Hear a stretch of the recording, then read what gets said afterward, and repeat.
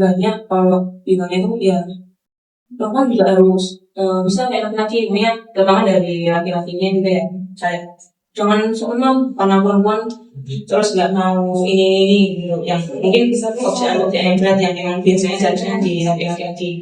Nah tapi itu kalau di Islam sendiri itu gimana sih ngebagi adilnya itu, membedain antara sama rata dengan adil gitu.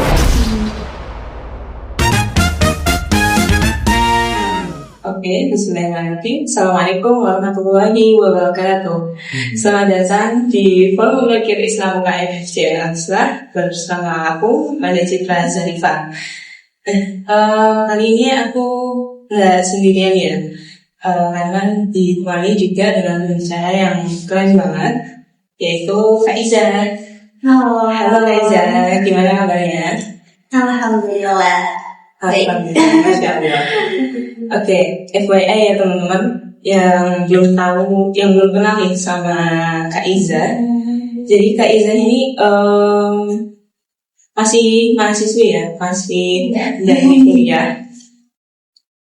Dia itu banyak pengalaman, banyak kegiatannya itu di dunia senian, terutama melukis sama ilustrasi gitu ya. Terus juga nah ini banyak mengikuti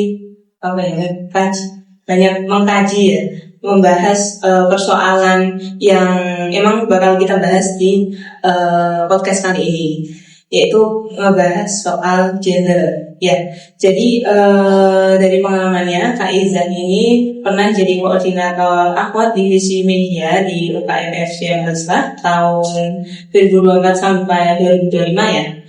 Terus ketua bidang Imawati IMR AR Sultan Mansur di tahun kemarin 2025. Dan ada juga beberapa prestasi yang Masya Allah. Ada kontributor di Open Poll Pameran Jogja Menggambar Nasional Timbang Rasa 2025, kemudian pemakalah dan presentator Imawati International Conference Transcending Boundaries Reclaiming Space Muslim Women Lead the Change 2025. Ya, Masya Allah, jadi sangat sesuai ya. Kita jauh bisa dari insight dari Kak Iza sendirian ini.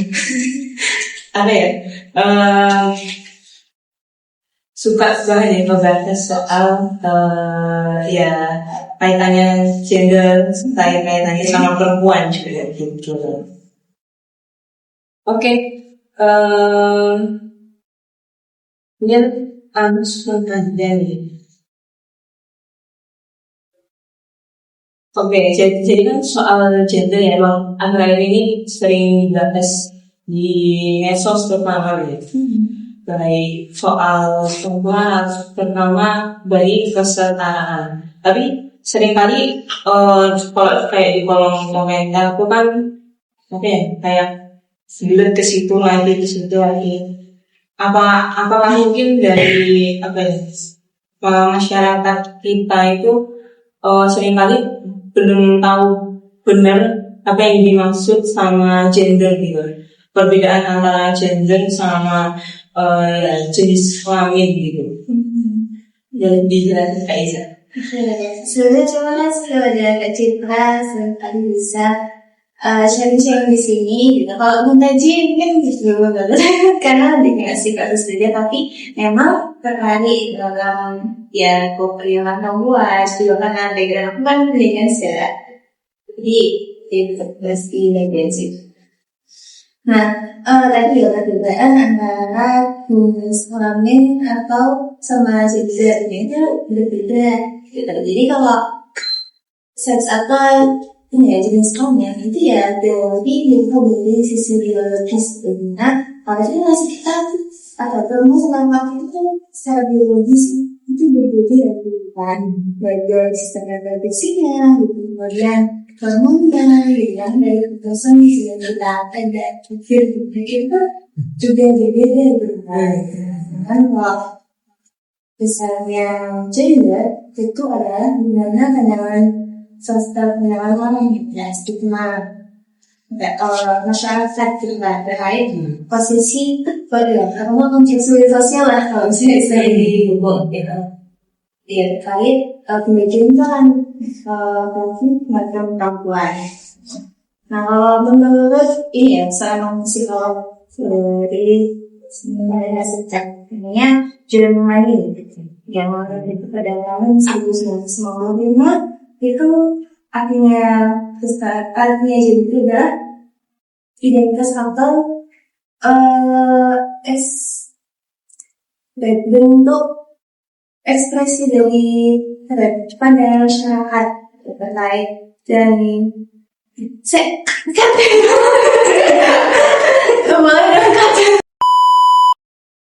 Oke, jadi kalau misalnya menurut Germany dari dunia ini tahun 1990 itu gender itu adalah ya sebuah identitas terus ekspresi dari masyarakat dan budaya sekitar, jadi bukan dari luar lahir gitu, jadi kayak kebiasaan nih identitas. Jadi kan kalau kebiasaan ya bentuknya dari masyarakat gitu kan.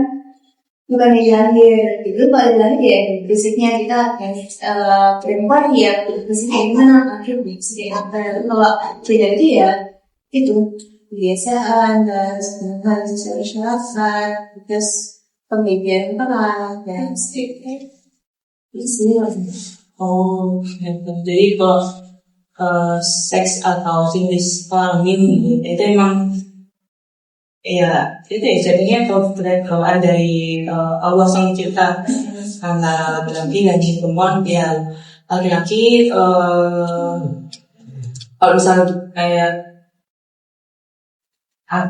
ya laki-laki kayak gitu, kalau perempuan ya yang menstruasi melahirkan gitu. Terus kemudian kalau gender adalah stigma atau apa yang sebenarnya ada di masyarakat, terus selama terbawa dari kejadian kebiasaan diturunkan selama nantinya ya pembagian tugas antara laki-laki dan terus kalau berarti kalau gender itu apa namanya tadi, apakah itu terus benar-benar akhirnya itu bentuk dari budaya masyarakat itu sendiri, atau di sisi lain juga masih ada apa ya peran dan adanya biologis dari itu? Ini kita bisa melihat pendidikan bebas, bebas dan konstruksi sosial dengan masalah sosial terkait diri itu sendiri itu bisa kita lihat dari masa lalu. Jadi bahkan tapi kita ini sedikit keluar dari topik gitu. Misalnya kita lihat di jalan Ayo Islamnya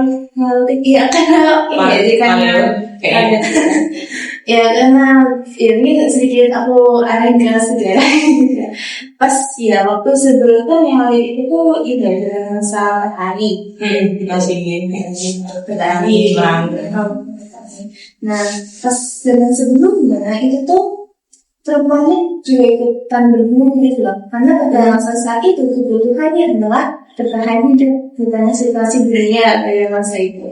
Itu jadi masih dia seorang peran. Sedang ada peranan cukup signifikan dari zaman neolitik, ya kayak bukan masa pertanian gitu kan. Karena di situ mulai mengalah lahan, mengenal kekuasaan wilayah, gitu. Dan karena dilihat dari banyak sambang di luar gitu, terus ada jejak perempuan di luar gitu kan menunjukkan kayak perempuan lebih banyak berdiam diri di luar sebagai dan di wilayah domestik kayak gitu lah, dan banyak berburu dan belajar dari luar itu aktif.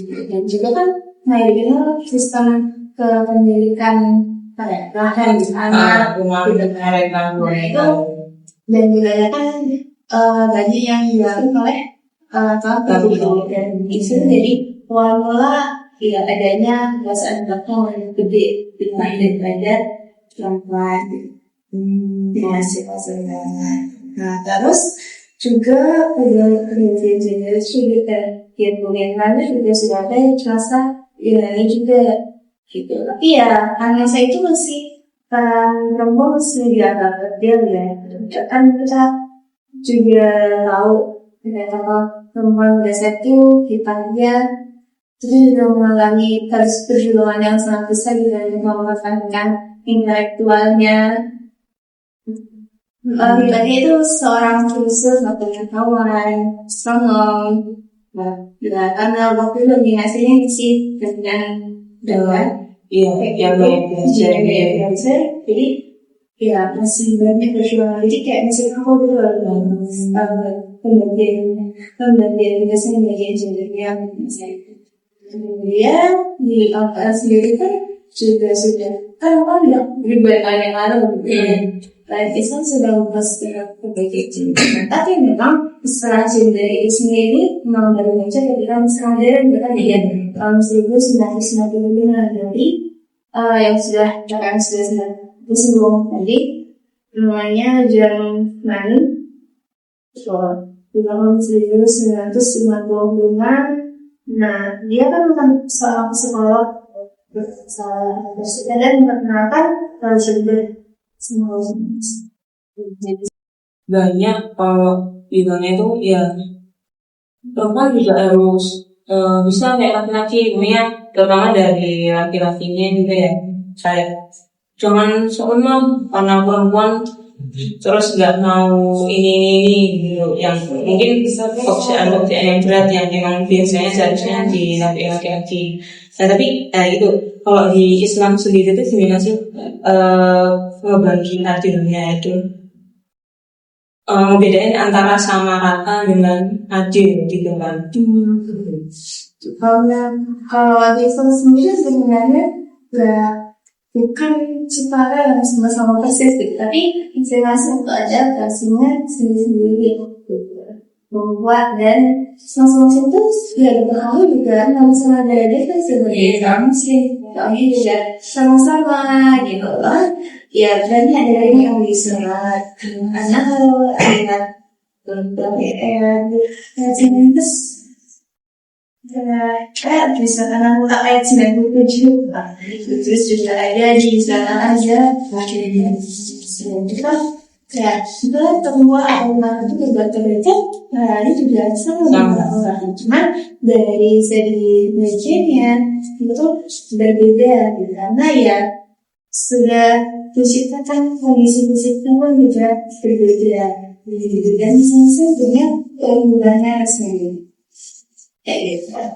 Jadi kalau misalnya sama persis justru malah nggak jadi adil, tapi malah ketidakadilan karena nggak melihat profesi ini ya secara fisik gitu. Dan kalau misalnya dilihat secara kalau misalnya view hal yang itu misalnya view tadi kalau kebetulan juga kita harus nonton film gitu lah, nggak biasanya kayak gitu terus ngeliat ini gitu ya, itu namanya tidak adil secara fisik gitu, karena sebenarnya yang ditulis kesetaraan di sini adalah kesetaraan hak, kesetaraan kesempatan, jadi kan kesempatan bisa di atas saja, jadi dia bukan secara fisiknya itu jadi mentah-mentah soal kesetaraan juga sendiri. Jadi intinya yang diperjuangkan adalah kesetaraan hak, kesetaraan kesempatan, dan kesetaraan ya kita bisa buat menggunakan pendapat tentang manusia gitu. Berarti itu maksudnya ya sebenarnya ya kita baik negatif maupun itu ya sama-sama manusia. Baik ketika melakukan pekerjaan berat pun, ketika laki-laki yang emang maksudnya dalam kondisi yang nggak fit gitu, dalam kondisi yang nggak fit ya Ya kalau misal sebagai perempuan lagi kondisinya bagus ya bantu juga nggak apa-apa, dan laki-laki pun juga hanya macam-macam, nggak semua laki-laki bisa melakukan pekerjaan yang sama juga gitu kan. Ya kan kalau perempuan kayak misalnya sebagai sifat guru lah, terus di apa ya lebih terus juga nggak kalah pintar juga dari laki. Jadi kan kalau misalnya nih kamu juga bisa, ya bahkan Allah tuh juga meminta setiap muslim kan, yang perempuan ya belajar gitu. Jadi kan sebagai isyarat perempuan kan juga ini punya kesempatan untuk belajar lebih gitu. Jadi sedikit pendidikan yang terkait sama karena kayak tadi kita kan tentang manusia gitu kan, punya apa tuh itu punya kesempatan yang sama cerita.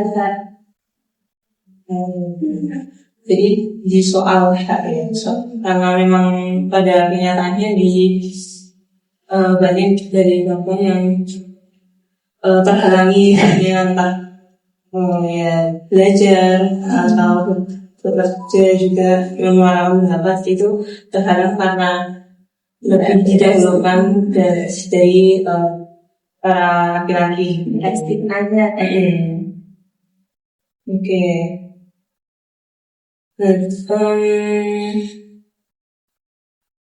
Pertama ini ya, dari perempuan yang sering yang akhir ini nggak akhir ini juga ya, udah sangat lama ya sebenarnya, kayak itu diusahakan untuk diupayakan banyak orang untuk haknya itu diterima juga dari perempuan, ya kan, dari kita sebagai perempuan. Ya itu kan seringkali orang juga membahas ya bagian dari feminis gitu ya. Nah, tapi sebenarnya itu gimana sih feminisme itu dari mungkin histori yang pertama bukan itu bermulai di barat gitu ya. Silakan Mbak. Ya, kalau Mbak bicara soal feminis itu panjang ya. Dan sebenarnya itu juga sangat cukup panjang. Tapi jujur aku nggak menganggap feminis gitu. Cuma aku setuju ketika mereka menyerahkan pendapat perempuan. Nah, feminis itu sendiri itu apa sih? Feminis itu adalah sebuah pemikiran, ya, gerakan ideologi juga terkait politik dan juga sosial yang menentang dominasi laki-laki, terus juga menyalahkan hak perempuan dan sebagainya. Ada banyak sih rumusnya. Itu juga kalau misalnya menurut salah satu tokoh juga, namanya ini first Hooks gitu. Yaitu feminisme adalah upaya mengapresiasi semua eksploitasi perempuan dan penindasan. Ya, pada itu kan perempuan ya dan ini feminisme itu banyak berbentuk. Mulai bertemu ketika di Eropa, karena kondisi pada saat itu perempuan itu sebagai dianggap untuk setengah lah. Jadi saya selalu cerita dari lah juga kurang perannya dan tidak dilihatkan perannya dari para masyarakat. Tapi sebenarnya feminisme itu berbeda sama pergerakan perempuan. Kalau pergerakan perempuan dia pergerakan perempuan, tapi secara general gitu. General. Jadi kayak dia udah secara keseluruhan dan bagaimana melakukan cara hidup yang sama, gitu, mengingatkan kualitas hidup gitu untuk perempuan. Tapi kalau feminisme ada secara spesifiknya gitu, dan bersuara ya ideologi lain tentang pengajiannya kita membantu gitu dan sebagainya. Dan feminisme banyak banget. Tapi kalau misalnya kita lihat sejarahnya kan memang mulai karena kan pada ini ya masa tahun 2017 juga anak. Tapi sebenarnya itu kayak tentang perempuan bisa berpikir di dunia sosial itu dari masa awal abad 19 ada seorang filsuf Prancis namanya Christine de Pizarro. Gimana ya bedanya? Ya, itu memprotes setiap pemprotes ketika pengunjung nggak bisa mempunyai akses pendidikan, terus juga dia itu dalam tulisan itu sudah menyalakan ya mereka itu pendidikan dan ini yang akan diperlukan ya dan yang akan digunakan pendidikan ini ya meluas aspeknya gitu loh, bagaimana aspek-aspeknya tadi. Terus nanti juga ada segitu itu ada malah kayak dari apa namanya Venesia dari abad ke-15 yaitu dia melalui esai namanya judulnya Epistolae Familiaris ya sebenarnya bukan mutlak esai tapi kayak katanya jadi kayak surat-surat pribadinya surat-surat tentang keluarganya sebagai perempuan gitu itu cukup sulit itu lagi ya sangat sulit banget dan bahkan penting itu ada masa ketika perempuan itu pintar dan mandiri ini namanya disebut fenomena witch marriage ya jadi pembunuhan pemikir nah itu ya walaupun itu bukan sebagai itu bukan ini sih pendapat namanya nilai feminis tapi salah satu faktornya itu jadi kayak perempuan apalagi dia sendiri terus independen dan pendidikan itu menunjukkan ketakutan lah dan berbagai kalangan terus dianggap itu pemikir jadi banyak yang disiksa dan itu emang banyak dengan kena medis. Jadi baru nih pada tahun 1992 ya itu dari Wollstonecraft Press dia melalui Vision of the Rights of Women ya itu tadi bersama pendidikan terus juga perempuan itu sudah bisa berpikir nasional di mana pada saat pada masa Renaissance ya pada masa mulai menyerahkan hak asasi manusia perempuan pada saat itu masih kurang dilibatkan gitu kan salah satu filsuf besar yang ini terkenal bukan Rasil ya lupa ya itu tuh menganggap kalau perempuan tuh nggak rasional masih menggunakan emosi kayak gitu dan kayak deklarasi hak asasi manusia di Prancis pada saat itu tidak menghadirkan perempuan sebagai ya dia juga sebagai manusia dan masih menganggap ya mulai ciptakan berbagai semangat dan juga mulai mereka ya vaksin terus menenangkan kalau juga sudah terjadi dan feminisme ini berkembang berbeda jadi sangat berkembang feminisme tadi emang sebenarnya ya bisa untuk menyuarakan hak perempuan ya hak perempuan ya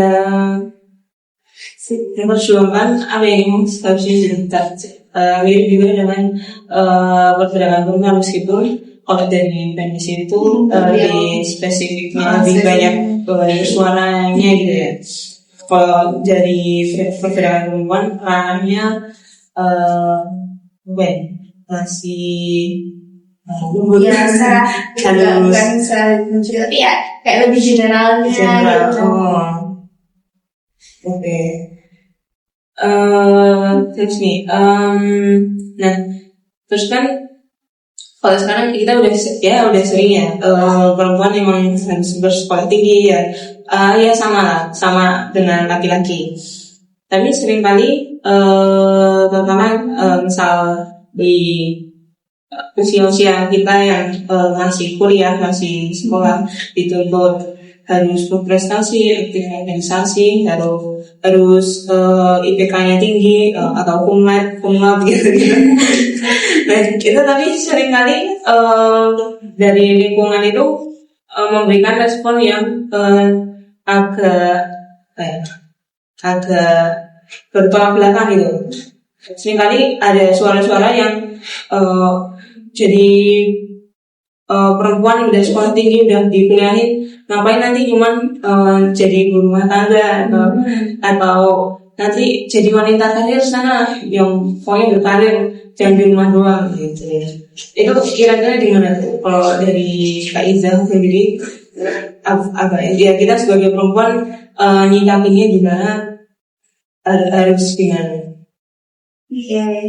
Kalau menurut aku itu adalah sebuah pilihan gitu, mau kamu jadi wanita karir, mau nanti setelah pendidikan mau jadi ibu rumah tangga, choice gitu.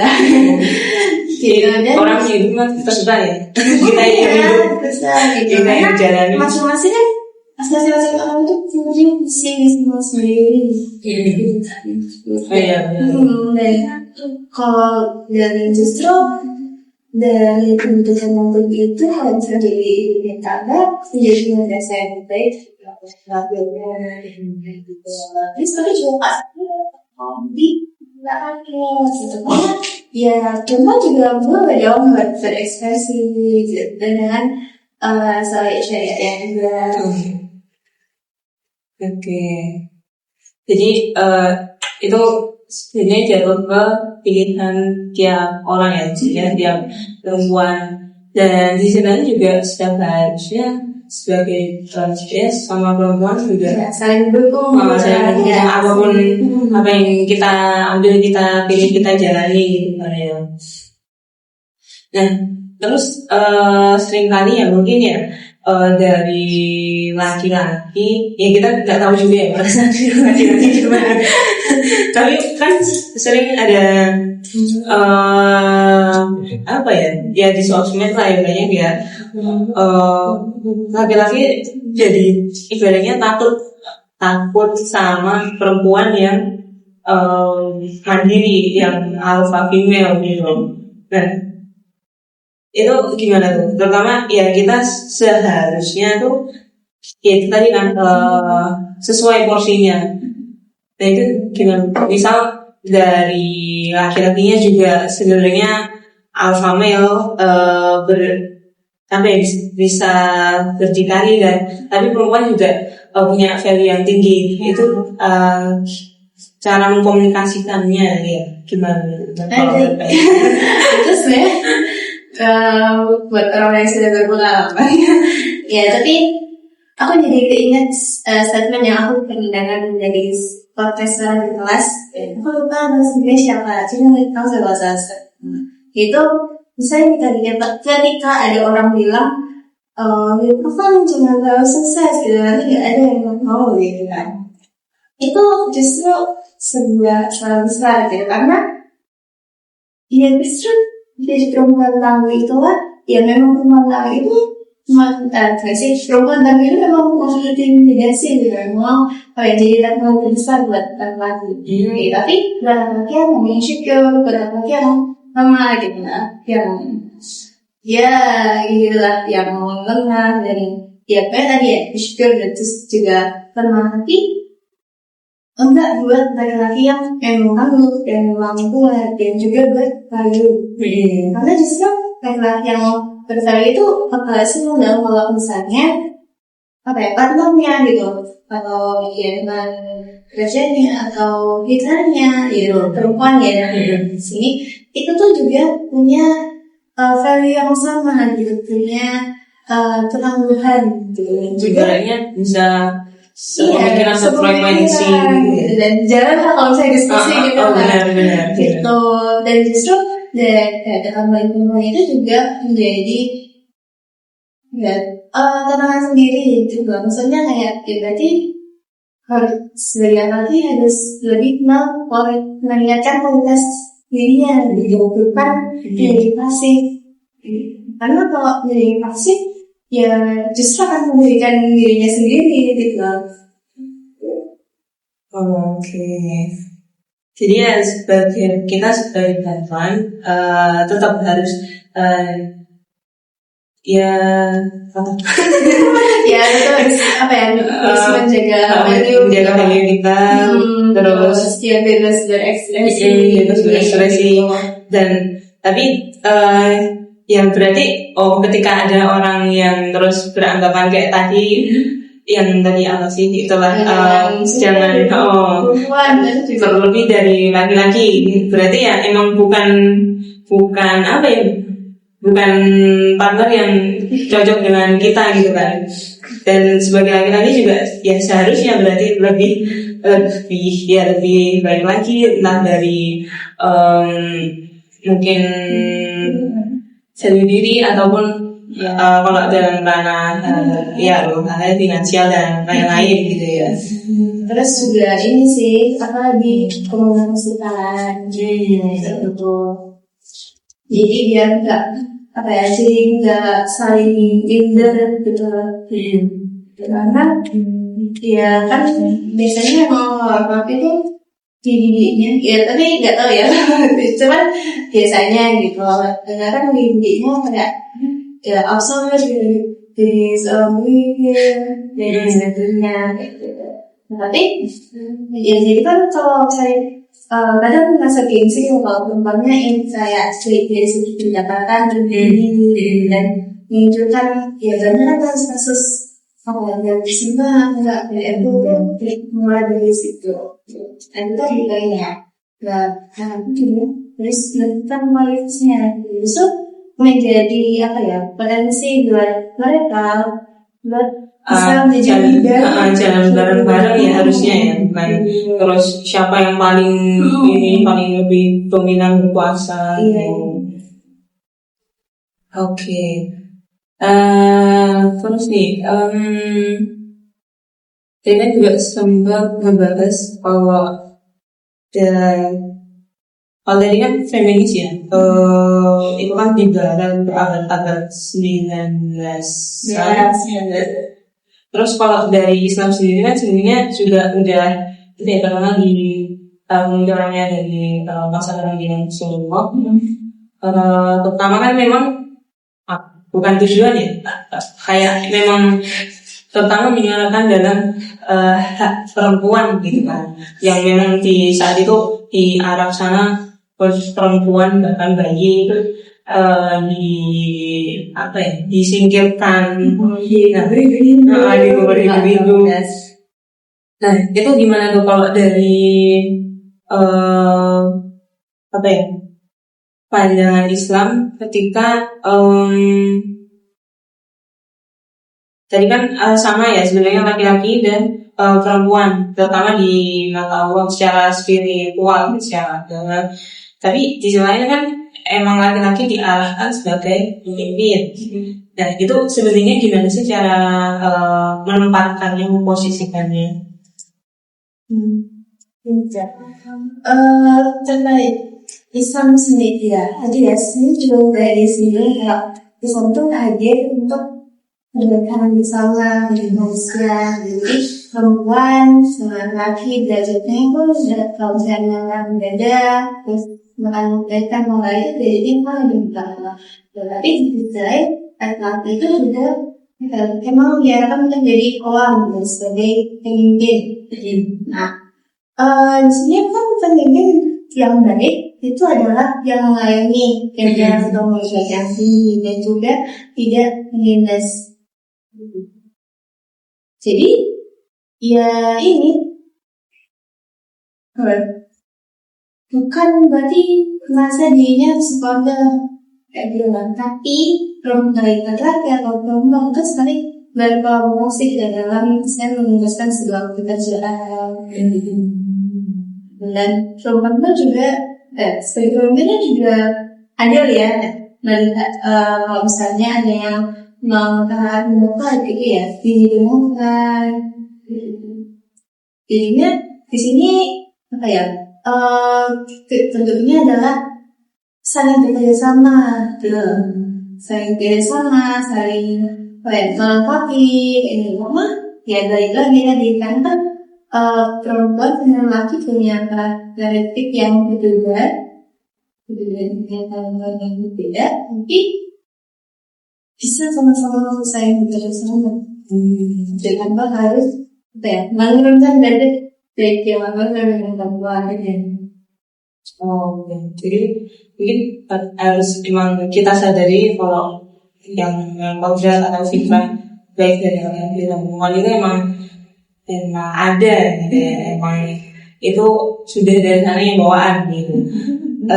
Dan di sisi lain juga misalkan laki-laki ya emang sudah seharusnya ya laki-laki yang sebagai pemimpin juga emang harus mengayomi, bukan terus bertindak yang menempatkan posisinya dari laki-lakinya. Lain juga sebagai perempuan juga bisa membantu dari laki-laki yang menjadi pemimpinnya. Next thing. Tadi ini balik lagi ya. Kita sebagai perempuan kan berarti sangat boleh dianjurkan, bahkan laki-laki dan perempuan terus belajar. Pertama kita sebagai perempuan kan bebas ya mengaktualisasikan diri di ruang publik, entah sebagai akademisi, aktivis sosial atau apapun itu. Tapi gimana tuh kita sebagai perempuan tuh bisa menjaga syariat-syariat yang ada selama di beraktivitas berkarya di ruang publik juga. Ya, perempuan tuh bebas ngomong ekspresikan dirinya seperti apa, ya. Tapi tentu juga melihat dasar syariat yang Allah berikan. Perempuan kan hari ini mengatakan kita menjaga kita ya ada diri gitu ya, diri ada dengan busana yang baik, sopan, dan itu nggak apa-apa kalau masih berproses gitu. Saya yang belum bersyukur ya masih berproses kayak gitu, nggak apa-apa gitu.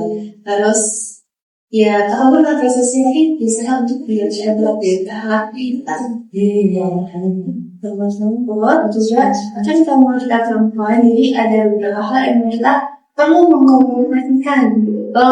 Ini banyak orang ngomongnya minta izin, memastikan kalau yang menikah sama kalian atau ya orang tua, misalnya punya suami ya ke suami gitu kan. Juga kan sebenarnya komunikasi yang aku mesti biasa bikin komunikasi sama yang mungkin namanya sebenarnya kalau kita ngomongin dari misalnya ini sih dengan baik dan lancar kayak aku kayak nggak ada aku dulu tuh gambar dia kan gambar semua gitu. Terus aku bilang ke aku mau main langsung harus dua itu harusnya harus pertama. Jadi yang aku juga untuk ya berikan tanda yang baik ya yang seperti abri yang dan karena namanya bapak punya tanggung jawab yang bisa terhadap perempuannya. Dari situ ya beliau juga mengerti juga yang kita lakukan adalah prioritas kita yang prioritas. Jadi kita sebagai perempuan itu bebas melakukan apapun, berkarir atau berorganisasi gitu ya. Terus tapi di sisi lain memang juga harus menjaga adanya syariat,